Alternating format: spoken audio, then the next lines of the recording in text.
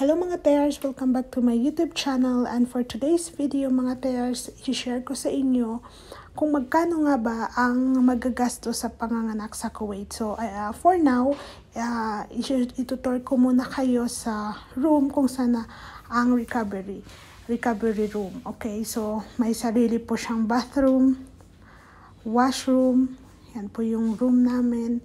And as you can see, masyadong malaki ang room and then spacious siya.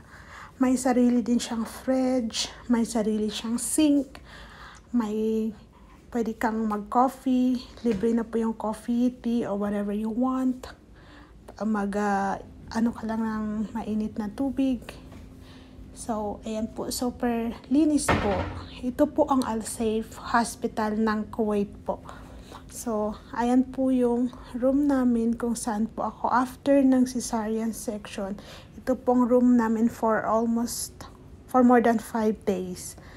So, ayan, may sarili siyang couch. Okay, kung may bantay kayo, pwede din dyan mag-stay yung bantay ninyo.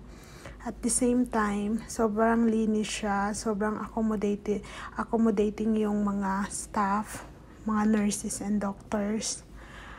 Malapit siya sa bay.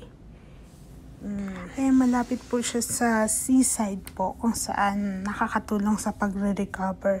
So, ayan po yung view niya from the outside. Ang ganda po ng hospital na ito. At the same time, yung room na to, ang rate po nito is, ang rate ng hospital na to for 5 days is 1,350 KD or 251,000 pesos po sa loob ng 5 araw. So, ayun po. Plus, mas maganda po yung pag-asikaso ng mga doktor. So, that's all for today. Thank you for watching and have a good